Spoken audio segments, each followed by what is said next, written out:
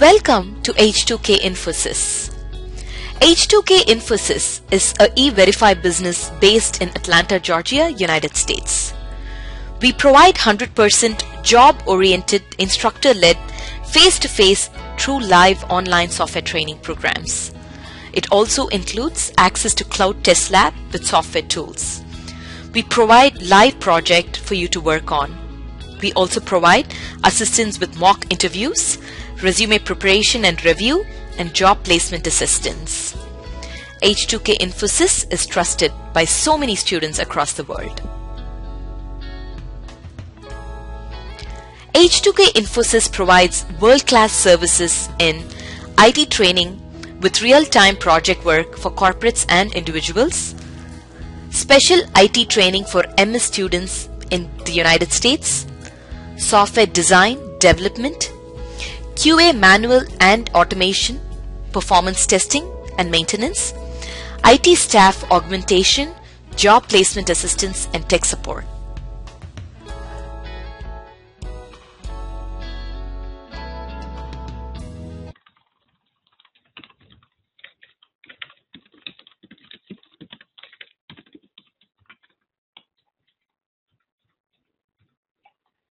Execute method.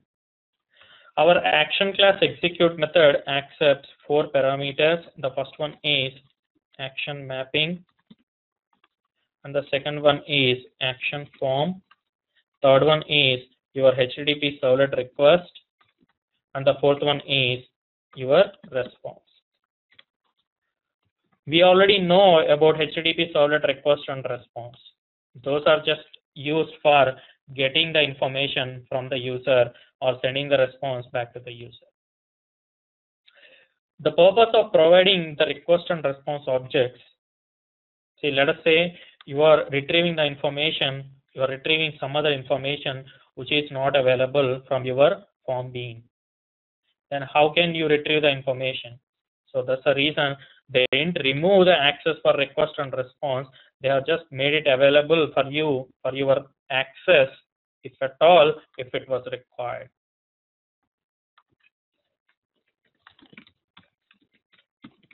Action form. Action form, nothing but your form bean. We have mentioned that your action class has the access to a form bean which was pre-populated by action servlet. So when the action servlet populated, when the action servlet receives the request, it will read all the input parameters just like your username for the current situation, and it will prepare the form bean. The form bean also you have declared. User form you have declared. It will create the user form instance, and it will populate the information by calling the set username, and it will directly provide you the user form. But it will provide you at the top level. You just need to convert that into your user form. Downcast means you need to do a typecasting. The next one is action mapping. Action mapping. See, currently the return value for execute method is action forward class.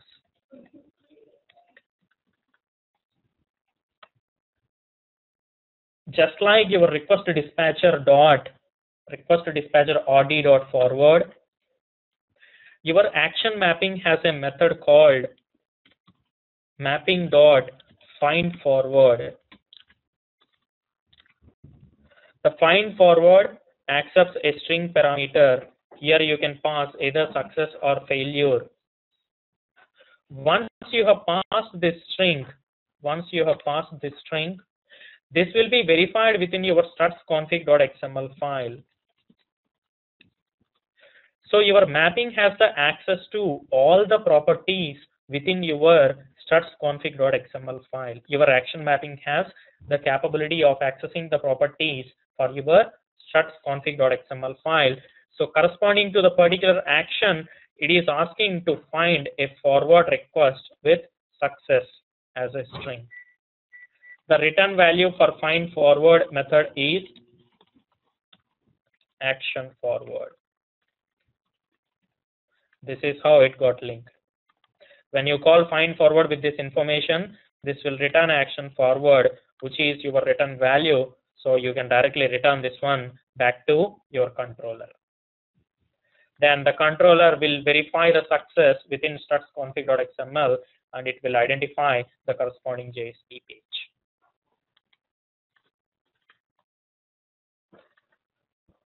Come back to our struts-config.xml file now.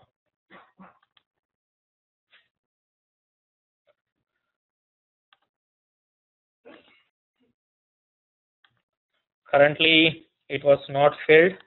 You are supposed to fill all the elements. You can just remove this.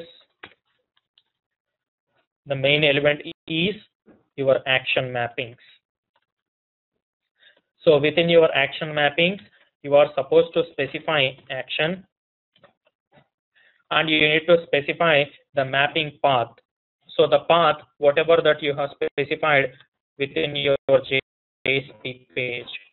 Currently, I have specified the path as user action. And action will also consist of several other stuff. You need to specify one more important, which is type attribute. And type attribute will point to your actual action class that needs to be invoked when it has reached that particular path. com.test.action.user action. We'll fill the name attribute in a second. So within your action class, within your action element, you can specify one more, which is forward. The forward will be used by your action class to specify the name. Currently we haven't filled our action anyway. Specify the name as success. And what is the path? Success page is user success.jsp file. Here you can specify any number of forwards. Let us say you want to specify for error.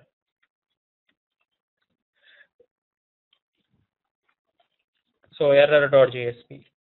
So for if loop, if the condition true, if the data was retrieved, you will return a success string. If it was not true, you will return an error string. You can have any number of forward tags within your action, no issues. Currently, I'm not going to write error page. We'll write in after creating one more page, and we'll write at the global level. If you have one more action, you can write one more action here. Just like how you have written your servlet, you will have several number of actions within your action mapping. Now declare your form bean. Your form beans was supposed to specify within form bean tag, and you need to specify the name of the form bean. Currently, let us say this is user form. You need to specify the fully qualified name com.test.form.userform. Once after that, you just need to take this name and map it to your action class. So finally, your action consists of a path and the corresponding form bean, and also the corresponding action class that needs to be invoked. So you have filled all the required information for your struts-config.xml. Now come back to our action class. So within our action class, currently I don't have any other parameters other than my form parameters. So I can simply convert this to user form.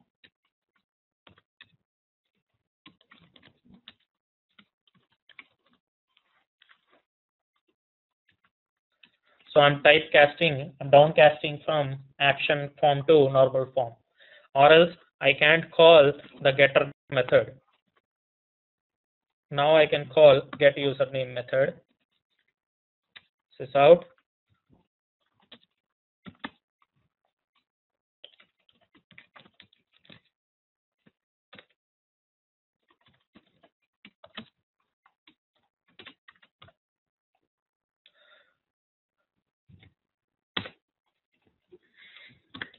As of now, return null. We'll fill this one.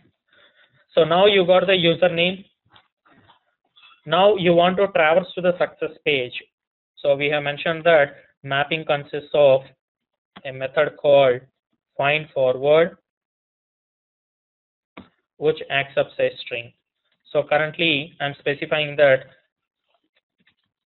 I'm forwarding it to success page. Success, the string should be matched whatever that you have placed at this level, or else struts configuration won't be able to identify the corresponding path and it will simply hang at that level.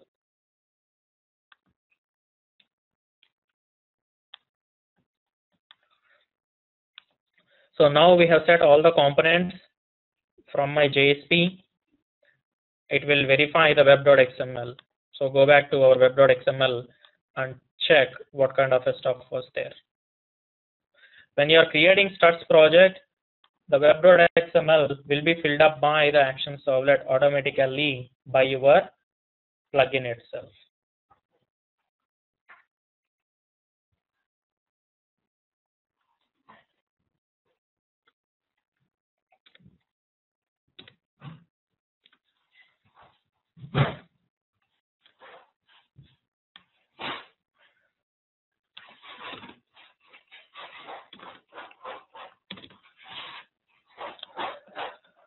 Take a look at our web.xml configuration. Here my servlet name is action. I can just use any kind of name, but preferred one is action. And the servlet class is action servlet, which is available in org Apache struts action package. And finally, you need to specify that all the requests are supposed to map to my servlet only. So there is no other servlet URL pattern mapping. And you can see that there is an extension called .do. Normally, struts action, it will consist of an extension .do. There is no meaning for that, but it is a preferred way to use .do for struts form submissions. But currently, if you go back to our user.jsp, we haven't written .do. We have written only user action. We'll come back to this. Your servlet needs a context parameter. The context parameter is nothing but the path to your struts-config.xml file with respect to web content location. So currently you can see that an init parameter was specified with the param name as config and the param value pointing to your struts-config.xml file. If at all, if the init parameter was not available, your struts was not able to read the parameter mappings and it won't clear the association properly. And the next one is you need to specify one more element, a new element within your servlet tag, which is nothing but load on startup parameter, which is nothing but this servlet was supposed to be loaded into the memory during the application deployment itself or during the application startup itself. So this is the servlet that needs to be loaded into the memory for the first time itself during the application deployment. Because this was supposed to read all the configuration information from struts-config.xml file and it was supposed to keep the information in the memory. Then only it can trigger or it can pass the URI request to any of the JSP pages. Come back to our user.jsp file. Let us execute our user.jsp file and we'll see what kind of changes that our struts will do.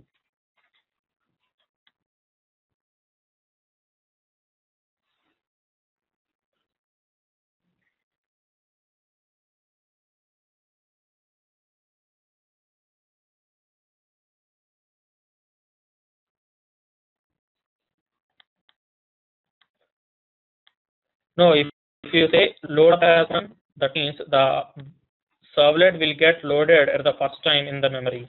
There are no other values. Enter username. Before submitting, let us verify the HTML code that got generated by the framework. Currently we are using, come back to our user.jsp file. Currently we are using HTML tag library and we are using form as user action. See, if you see here, there is only one parameter available and we are not specifying whether we are submitting the request with respect to get or post. By default, all the JSP pages with HTML forms, struts tag library forms, they will submit with post request only. And see, this is a tag library, so that means it was supposed to convert to normal information during the compilation process or the JSP execution process. Even this one also, text, submit or reset. Our JSTL tag libraries, they are supposed to convert to normal Java code during the compilation or execution time of the JSP. This is also the same way. Here you can see that it was converted to normal form tag. HTML form was converted to normal form tag. We'll come back to this again. Input type and name username. Input type, submit, input type, reset. Come back to the form. Action, you can see that it was converted as /struts-test-project/user action.do and it has associated some session ID as well. So that means whatever the parameter that you have specified, your struts framework will associate .do at the end. That's the reason we have written star.do within our servlet mapping. And the second thing is your form will add another parameter, which is name parameter, nothing but your action form. See, currently you can see that this is user form with small letter, whatever the name that I have specified with my struts-config.xml file. How it has placed this one here? During the conversion process from your HTML form to normal form, your struts tag library has read the action value, nothing but your user action. And it has verified the corresponding form bean. See, currently user action was bound to this type and also corresponding form bean, nothing but user form. This is how it got the name from the struts-config.xml file and it has appended at this level. So now when you are submitting the data,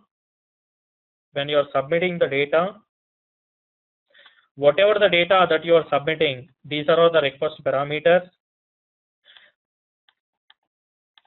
Struts will verify, are there any parameters corresponding to the Java properties from this bean class? And it will call the setter methods for those properties and it will set in the user form and it will directly provide to you while calling the action method. Yeah, you can set any kind of .do values, no issues.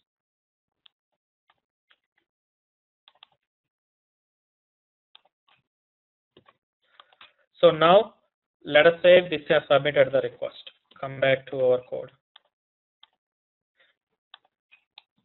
Write some name, Steve.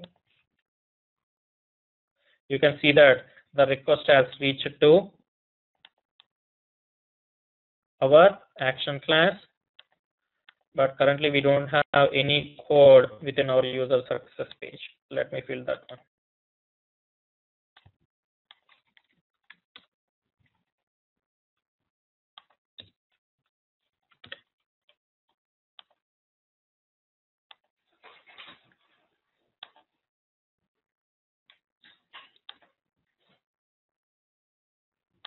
Come back to user success page. Take the tag library from this level. We want to use some other tag library here.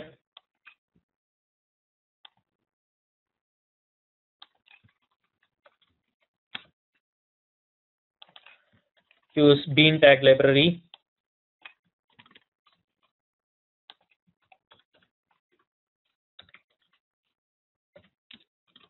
Welcome. So you're going to write the user details. Bean consists of several tag libraries. Here, write tag library is used to access the properties. So currently ours is user form. You can use a property attribute which will retrieve the actual username. So this is just like how we have used normal use bean tag library. Let us go and execute our code one more time.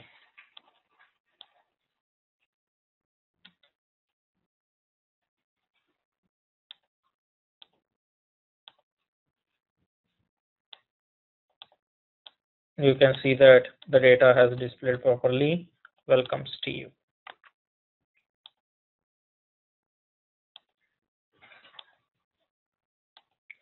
If you want to traverse to an error page, write one error page here, or else return it back to the same page. Come back to our action class, return back to failure. So corresponding to failure, set in our struts action class.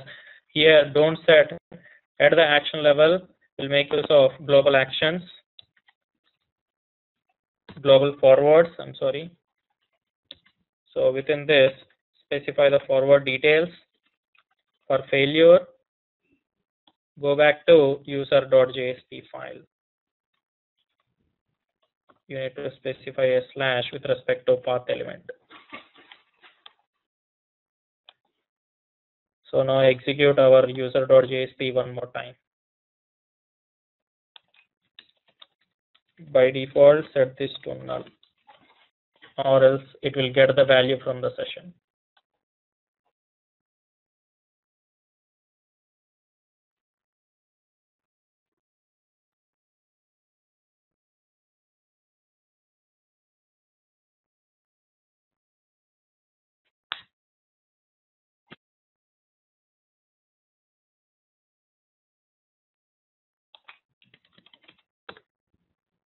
You can see that you are able to return back to the same page. It has executed the code, the action code, and it has again sent the request back to the same page. Here you can see that while submitting the page, it has used a user action and it has appended .do.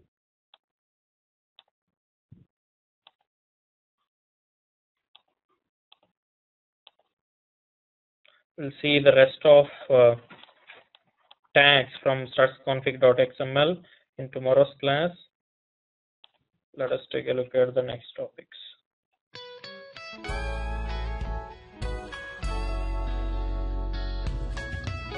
So many of our students have given testimonials on how our training programs are. You will find them on kudzu.com and on our website H2Kinfosys.com. On our website H2Kinfosys.com, you will also find more detailed information on who we are, the courses that we offer, what each course covers. Also, if you're interested in a demo program, please register on our homepage on the left-hand side. Just give us more information about yourself and we will send you a link for a demo class. The demo class is absolutely free. Experience our commitment by just attending an orientation workshop at no cost. Our team of faculty and advisors are here to guide you with the right information.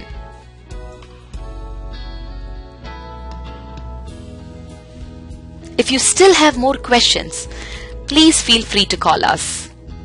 Call us at 770-777-1269.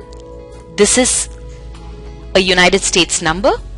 If you're calling from the UK, call us at 020-337-17615. You can also email us at training@h2kinfosys.com or h2kinfosys@gmail.com.